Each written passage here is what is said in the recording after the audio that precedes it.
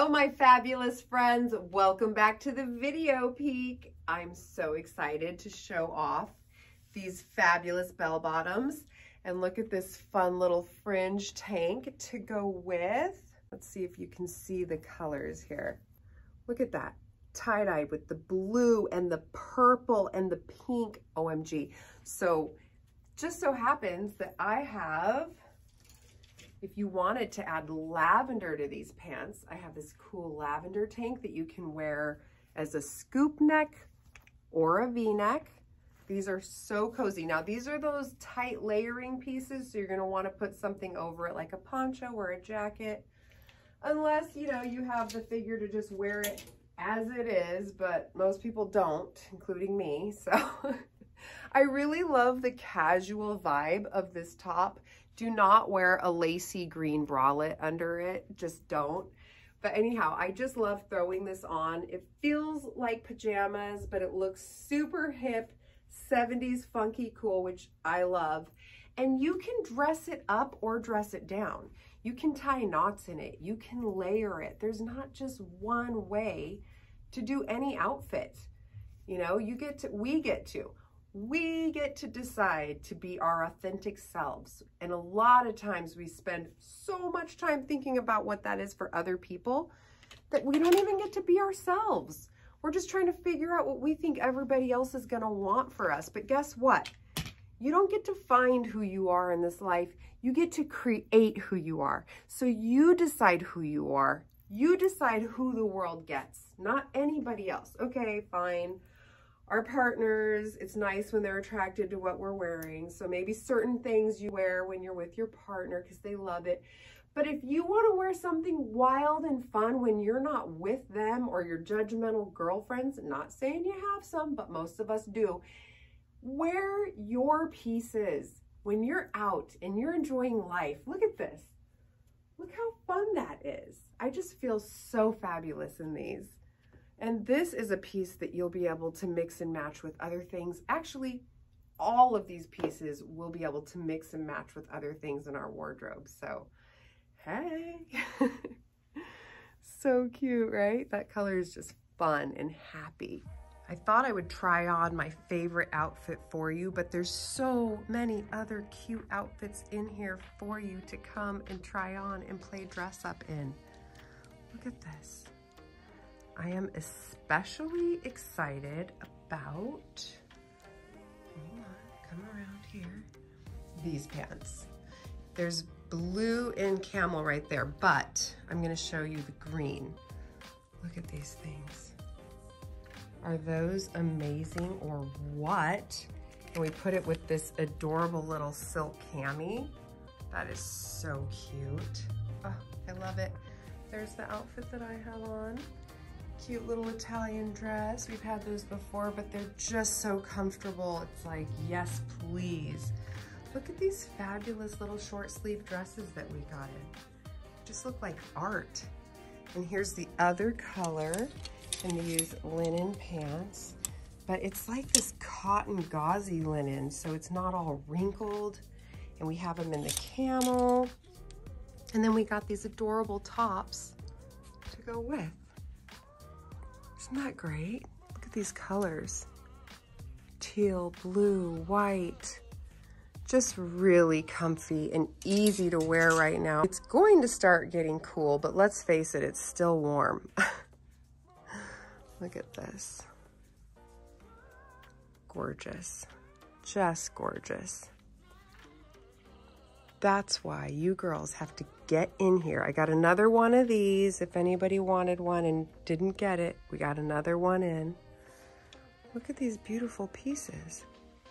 Oh, and look at this adorable piece sweatshirt. It was their very last pack and we got it. Yes. So we are getting prepared for the cooler nights, but just little by little. Look at these cute little dresses. All I know is you got to get in here and play dress up.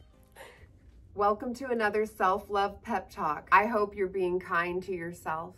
I hope you're looking for the areas in your life, in your personality, in your mind, in your heart, that you have control over, that you can affect change. I hope you're looking for those places, and then I hope you're applying changes, because I know you can, and that's the only way we are going to improve ourselves, so that we can be there for the people that we love, the way that we want to show up for them, the way we hope that they would want to show up for us. So we're not just talking our talk, but we are walking our walk. So I want to talk a little bit about nervous system regulation. There's not always a right or a wrong or a certain recipe. And it's our job as we grow up and become individual, unique adults to figure out what works for us. What tools do we use to regulate our nervous system?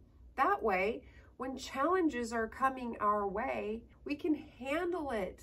If somebody else is upset, we don't take that on as ours. Just because somebody else is having a really tough time regulating their emotions doesn't mean that it has to become our problem. And that's something I've recently learned. I mean, thank God for our close relationships, because that's the only place where we can really figure out who we are and what we need to change. I've noticed that when my partner or my child or somebody in my life gets all frazzled and worked up about something, suddenly I would make that my problem. Like, oh my gosh, it's that old people pleaser in me, right? Somebody's frazzled, so I have to fix it.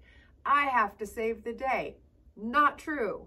Not true. In fact, a lot of people don't want your help. They don't want you to come in and fix it and save the day. A lot of times they just want you to be present with them and to hold space for them, to listen without offering advice. Have you been practicing asking if people want your advice? I try to implement that as often as possible, because there was years and years and years where I just gave advice assuming everybody wanted it. Guess what? Not everybody wants your advice. And you will be doing yourself and everybody else a favor if you can remember to say, do you want my advice? Before you give it. If you breathe in deeply, hold it, and then breathe out 3 times, it's scientifically proven to calm your central nervous system. Breathing deeply is one of my go-tos when I'm getting frazzled or worked up, or I can tell that I'm being triggered by something. Somebody else is triggered and it's triggering me. That's the funny thing about being triggered, right? Is suddenly we become trigger happy. We say whatever we want, we do whatever we want. We've got to stop that. We've got to stop reacting, start learning how to regulate our nerves. If I'm talking to somebody who's really worked up and I can tell that it's starting to work me up, or I'm starting to get those feelings of I want to save the day, or suddenly this is my job to fix, I find a way to remove myself from the situation. That way I can start working on, I don't have to take that on. That doesn't mean we can't be there for people. That doesn't mean that you can't offer help. You can, but you just want to do it in a balanced way, right? You don't want to do it in a way that's imposing or projecting your feelings about a situation onto somebody else in their situation. You don't want to do it in a way that takes away from your own physical and mental health, right? Because if we can't take care of ourselves, we're not going to be good for anybody else. So what we're really trying to do is find balance, which, by the way, is unrealistic for any length of time. Yeah, somebody blew my mind when they said that. Some therapist online was like, everybody's searching for balance. Everybody's trying to achieve balance, but it's not realistic to maintain it. And it blew my mind because it's true. It's not realistic for us to maintain balance in all areas of our life at all times. It's just not. But we can do our best to strive for balance, right? And that's all I'm promoting, is let's just strive for it. We don't have to achieve it. And if we do achieve it, we don't have to stay there, because we're human. Somebody I love deeply really beats themselves up whenever they make a mistake. And I just always try to remind them, so you're human, right? So you're human. I'm pretty sure there was this big prophet dude, you know, centuries ago that told us all, guess what? You're all flawed. I don't know. It seems like he's right. I believe him. I've seen it. I've witnessed it. I am it. We're human. We're going to make mistakes. But how do we treat ourselves when we're making mistakes?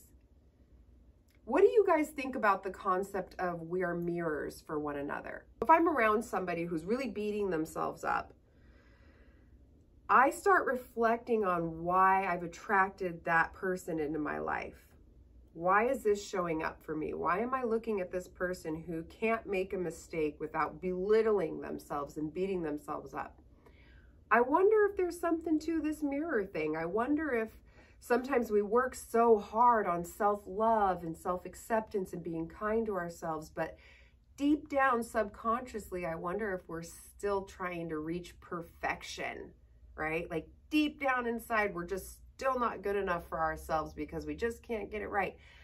It's just an I wonder. I wonder what you guys think about that. I'm starting to wonder if maybe I have some subconscious stuff going on inside me that I'm not in touch with yet. Only shadow work and therapy is going to get me there.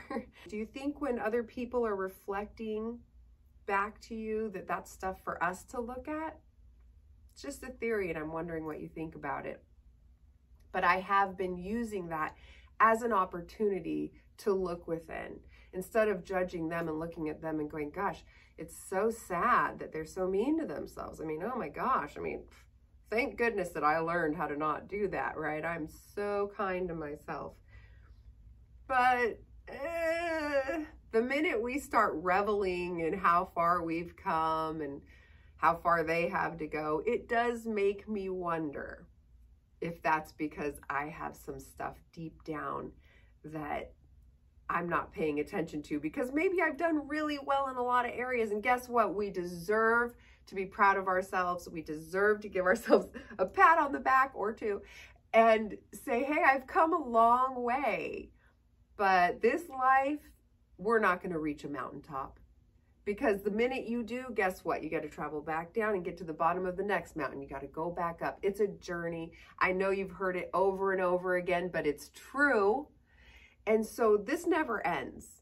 This self-love pep talk that I give is always going to be something that's useful for us. It's always going to be useful for me. I'm giving you advice that I need. I'm helping you study the things that I've been studying because it's a never-ending journey. We hopefully will always be trying to improve ourselves. That's all we can do, is just do our best to be better than we were last time we tried. So the ego is quite interesting because we can always regulate our ego. I notice how often my ego shows up in a conversation, in an interaction, when I'm being there for a friend, when I'm helping anybody. My ego's kind of just always waiting for the microphone, always waiting for the spotlight. I think it's okay for us to give our ego the microphone from time to time, but not too often. Every now and again, a little ego stroking feels good to all of us, right? But personally, I don't want to come from ego. I don't want ego in the driver's seat. I'm happy for ego to be in the party bus, you know, with all the other facets of my personality, but I only want compassion in the driver's seat. I want learning and growth in the passenger seat, and all the rest of them get to be in the back partying it up. But remember, my recipe that has worked for me, and you have to figure out what works for you, but the recipe that works for me is noticing when I'm allowing ego to sit in the driver's seat. Noticing when I'm focusing on somebody else's problems. And once you start noticing, that's it. That's it. You know you are on the path to retraining your thoughts and your brain and creating new neural pathways. Because once you notice it, now you're behind the steering wheel. Now you can decide, I'm going to steer this way. Oh, I'm going to steer left. Oh, I'm going to steer right. Once you notice where your old habits, your self-sabotaging habits are in the driver's seat. So I just saw Mel Robbins said the other day on one of her Instagram posts, 5, 4, 3, 2, 1. At any moment, at any situation, your brain starts going down the wrong road, you get to go 5, 4, 3, 2, 1. Okay, what road do I want to send my brain down? I don't have to go down that road. I know that's not healthy. I know that's not in my best interest or anybody else's best interest. So I can change where my thought goes. Is it easy? No. Do I make it sound easy? Yes. But I mean, there's not much in this life worthwhile that is easy. And when we're, you know, in our later years of life and we're looking back on what we did while we were here, if nothing else, I'm going to be proud to say that I really worked on being the best human I could be. Because this human experience that we're having is not easy. Not for any of us. I don't care how fun and fabulous your life is, it is also balanced with challenges. I haven't met one person who doesn't have challenges balancing out all the blessings. It's just life, and being a human is confusing and scary, and sometimes you feel alone and sometimes you feel lost, and thank goodness that we have each other. You know, there's people that I watch all the time on YouTube and Instagram that just get me through my day, that just give me the reminders that I need. And so I am doing that for you. Like, hey, I'm going to give you all this information I'm learning. Here you go, take it. It's helping me. I hope it helps you. I think you're all doing a great job. And one by one, we can make this world a better place, starting with ourselves. One love.